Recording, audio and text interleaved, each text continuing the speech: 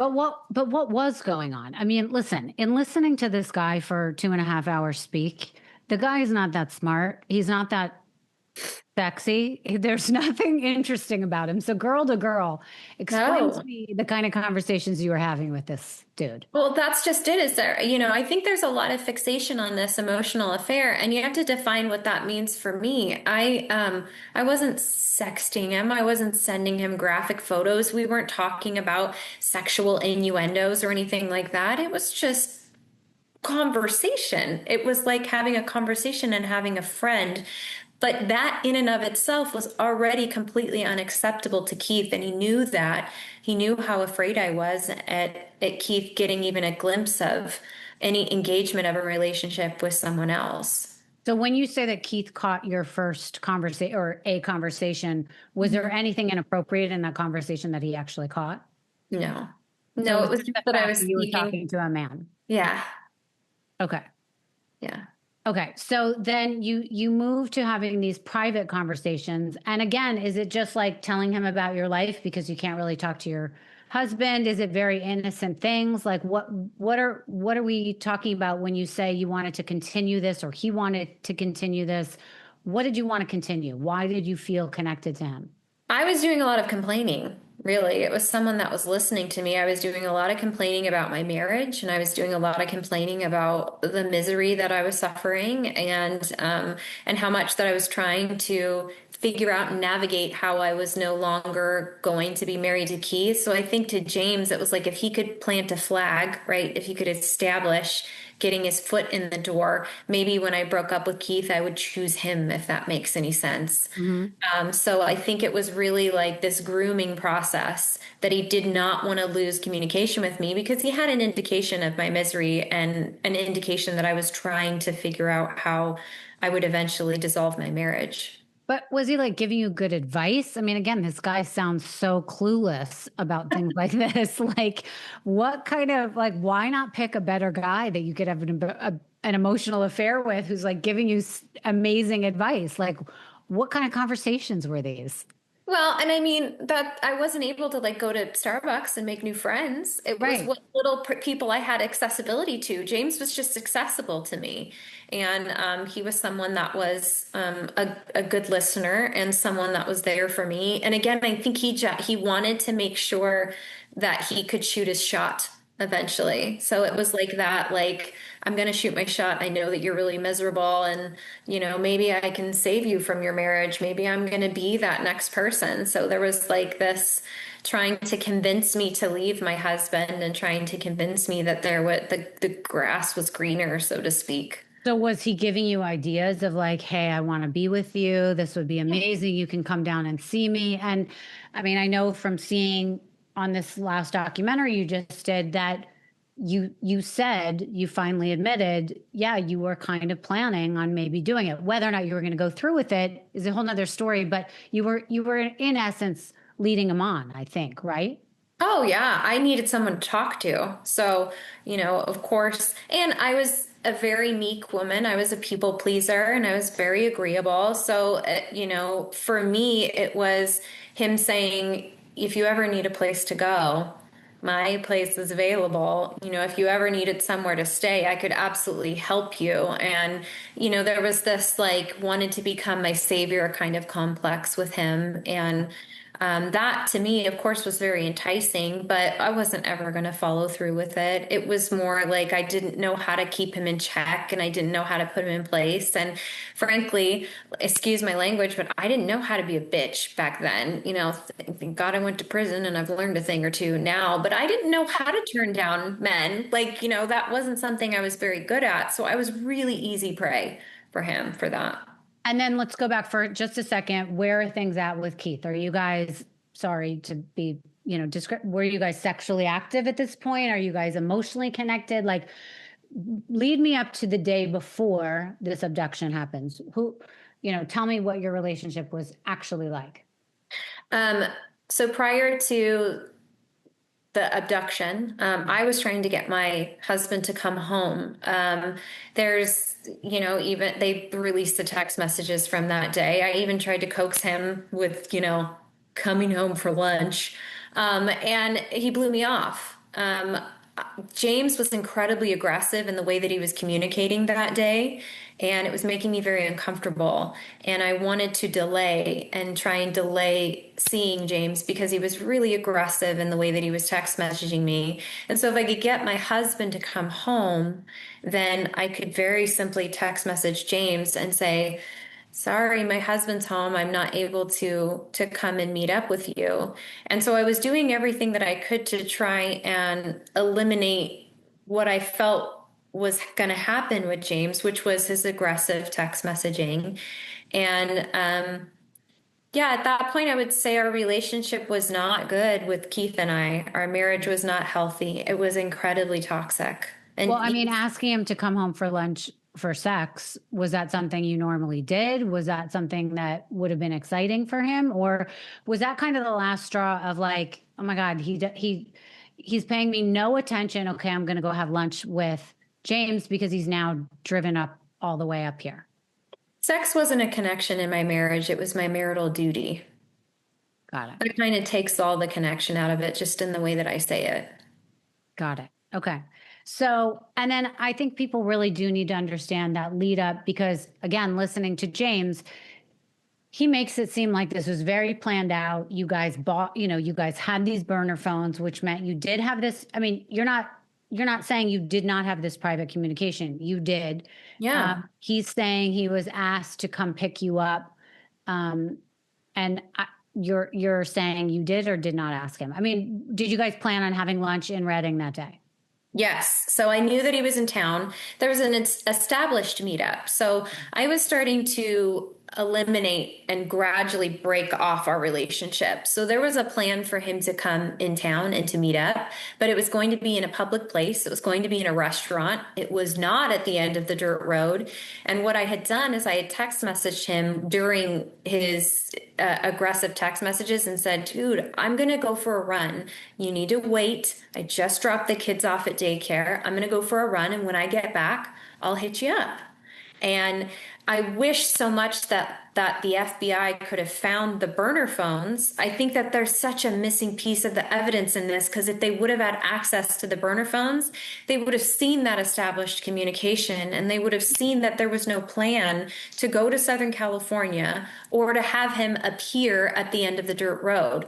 Because we had been in communication the entire time and because he knew my running route, we'd been on the phone prior to that several times, he knew exactly where I was going to be. And him showing up was not part of the plan. Right. And so it was incredibly shocking. We had a plan to meet up in town, not to meet up on the dirt road. Okay. So at this point, like, listen, again, I'm taking pieces from Hulu documentaries and different Sure. documentaries, and like I'm getting them all mixed up.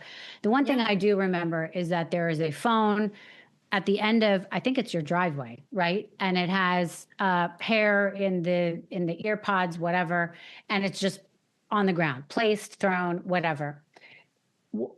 And I know from seeing your documentary, you don't remember what happened. What do you think happened? I think that there could be a conclusion either way. I think it's likely that I didn't agree to get in the car, and I also think that it's likely that I could have gotten in the car. I wish, I've been through everything. I've done hypnosis and EMDR and therapy and like guided meditation. I've done everything to try and access that memory. I can tell you with certainty there was no agreement to go to Southern California. Whether or not I would have gotten in the car or not is pretty it's plausible either way. And I'd never denied that ever. I'm not trying to cover up that detail in any way. I'm simply saying I would not have gone to Southern California. There was no plan to go to Southern California. And the fact that I was drugged on the way to Southern California would demonstrate that there's no consent, very simply. Why do you think you don't remember that? I don't know. I don't know. I think, talking to my dad about his car accident that he got into, because we had that father daughter conversation of trying to find that as well. And Mhm. he has missing fragments of that also.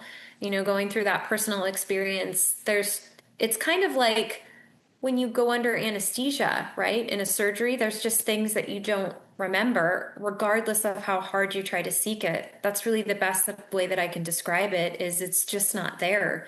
I So it's remember, go ahead. no, you go ahead. I was going to say, so it's possible that he showed up at the end of the driveway, although he swears he doesn't know your address, and you said hi, and you said, "Oh my It God, wasn't at the hi." end of the driveway, it was the end of so I had a mile long like route. So it was at the end of like the road, not the driveway. Sorry to correct you there. No, no, I want you to correct me. So wherever this phone was found, Sure.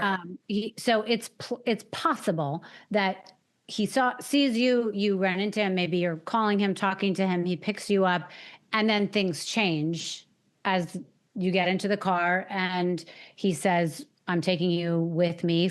Fuck this. We're gone. I don't, like now you're with me." I mean, who knows what was said, but it is possible. But what you are saying is you do not remember asking him to come pick you up, planning on this is the last time I'm going to see my family and go. I mean, there wasn't some big That goodbye was with not a your, conversation. and there No. was no big goodbye with your kids that morning. No, no, it was very normal. I just dropped them off at daycare and went home because there was no plan. There was no plan to leave Southern California and leave my children at daycare. I would never leave my children behind. I would never do that. So there wasn't, I mean, Keith didn't even know that they were left at daycare. Right. Right. I mean, to me, that's the biggest thing that stands out. I'm a mother. Um, I saw you have dogs, or you had a dog. I don't know Yeah. what a dog is now. Who has the dog, by the way? I was thinking that. Keith has the dog. I've asked him to give it back, but Okay. he won't. The dog's alive. I just wanted, Yes. okay, that big, beautiful dog. Okay. Yeah. I have three dogs and I have a daughter. And I'm watching your stuff and I'm thinking, if I was planning my exit, I would have to have a way to, I would say goodbye. I would hug them harder. I would have to plan on who was taking care of the dogs. I would like make this plan. There would be something that was different because it would be too hard. And that Right. doesn't seem like it happened that day. Well, not only that, but like you're a beautiful woman, right? So when you think about going out on a date with a boy, you wouldn't be in a sports bra, unwashed and on a run in jogging attire. You would be wearing makeup. You would be done up. You would have this whole, you know, thing. I was planning on going out to lunch with him. There was no plan to meet him at the end of the dirt road. Right. So, and I didn't abandon my children at daycare. There was no plan to leave my children at a daycare center. I mean, law enforcement even goes to great lengths to say she left her wallet, she left her money. There's no indication that there was any money missing. There's just no clues that would lead one to conclude that that's what happened. Right. Okay. So now, if you don't mind, let's talk about the captivity. It's 23 days. 22 days. 22 days. Um, what do you remember from that time? Um, I mean, there's very little that I don't remember. There's very few times that I was drugged enough that I feel like I lost time. I mean, the disorientation of it was so difficult. Like, oftentimes I didn't know whether it was night or it was day. I mean, there was boards on the windows, and it was really hard to kind of establish and get grounded in the time of day that it was. I was chained to a wall. There was a bucket in a closet that I used as a bathroom. I mean, he would regularly leave me all day when he went to work. He would put music outside the door and leave me chained to the wall all day. And I mean, it's the way that our prison system is set up now. They don't do solitary confinement like that anymore because of the mental anguish that just solitary confinement does to an individual, layered on top of being drugged the entire time during captivity and being starved by him and having my body mutilated and abused in the way that it was. I mean, Mhm. it was horrifying. And to watch this documentary where my husband says that my PTSD is just all of a sudden made up. Like, I, do you think I wish that I could just erase what happened to my body? I still have scars everywhere. Like, it would be so much easier to just wake up and say, oh, yeah, it was all fake. I sleep great. I have no PTSD. It's infuriating to be reduced by these people that say that I did this to myself. I couldn't even consider doing these injuries to myself. Do you have a history of self-harming at all? No, no. Keith I want Papini tries to say that in his documentary, but there's absolutely no proof of that. I want to get into your background and your family in a minute, but I just want to stay where we are. And I'm really sorry that I've made you cry because I don't want to bring you Sorry, back sorry. there, but I do because I feel like people don't get it. And I don't know if I get it. So I just genuinely, if it's okay, want to keep going with these questions. Yeah. So it's interesting to me because again, as I've listened just today to James Reyes, his whole conversation and him saying what happened, for people listening that don't know, this is a guy who does not sound that intelligent, cannot put sentences together, and you have to pull teeth to get anything out of him. But what he says is, I was helping a friend. A friend called. I didn't ask a lot of questions. She said she needed me to come. I was at work. I didn't pay attention. I don't know if there was a burner phone. She had a burner phone. I don't know about my burner phone. I just turned off my phone and then I went to get her.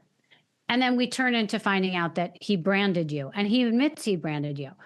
You know, not for anything. Somebody asked me to drive 8 hours to get them and drive back. I'm like, fuck you, get an Uber. Like that's it, that. No, I'm not doing that. Somebody asked me to brand them on top of that. It's like, what are you crazy? I don't understand the fact that he and law enforcement are saying that you coerced him to do it because no one has really forced that questioning of like, but what kind of a person says yes to this? What kind of a person says, yeah, this is a good idea? And he admits he didn't really ask you about your home life. If he's going to agree to do all these things, you would think common sense would be, but there was a really good reason. And the only reason I could come up in my head that might have made sense is he thought you guys were going to have a relationship. You guys went down to try and make it work. You realized you missed your kids. You realized you weren't getting away with this. You were like, I can't tell him I was with you. So I'm going to have to fake that I was abducted and let's like get a couple injuries on me. It's going over the top to say, dude, do me a favor, brand me. Do me a favor, punch me, give me a rash on my arm, burn my arm, starve me. And by the way, I'm sorry I'm talking so much because I told you I wasn't going to do this. The weight thing is something that I don't understand. Yeah. People talk about how hard it is to lose weight all the time. Ozempic is a big thing in our country. Everybody wants to get stabbed by the shot to get Ozempic to lose a couple pounds.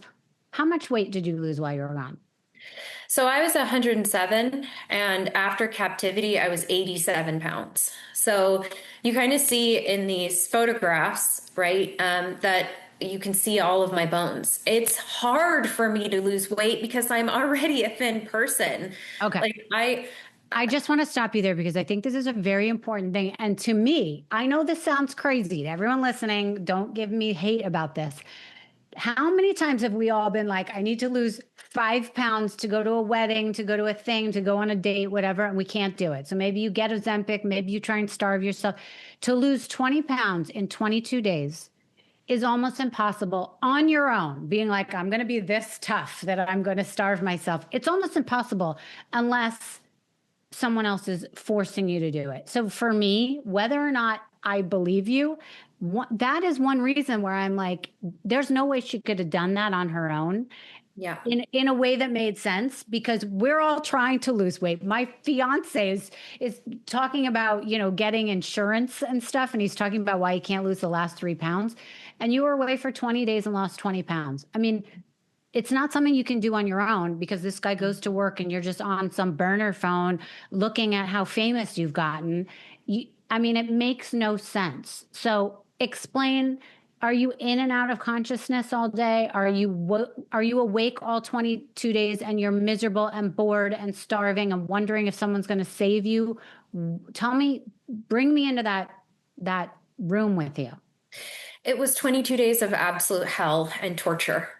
I mean, there was James, it has a proclivity for violence and he gets off on pain. And so it was like, the torture that happened to my body and the injuries that occurred, it's what got him off. So it was like I was his little plaything that he chained to a wall and did whatever he wanted to. And he kept me drugged the entire time and then manipulated the process so that he could brainwash me to get me to understand that if I did what he wanted, he would let me off the chain and then I would get to eat and I would get water and I would get to use the bathroom. So it was like he set me up the entire time of like, if you just do this thing, then I'll get off. And then he would go to sleep. And so it was like participating in all of these vile acts that I had to do to survive during captivity and then to be reduced by law enforcement like I asked for it in some way. It's horrifying. And it's like he admits on his interrogation tapes that he did it. He Mhm. says that he did it. And they're injuries that I couldn't possibly do myself. He's just getting away with it because he said I wanted it. And that's never been a part of my psychological profile, ever, ever. And trust me, if it was, it would have came out already. Like Right. that's no part of my life. It's never been a part of my life. And the hell and the brutality that I lived to just be reduced to, well, she asked for it. It was absolutely horrific.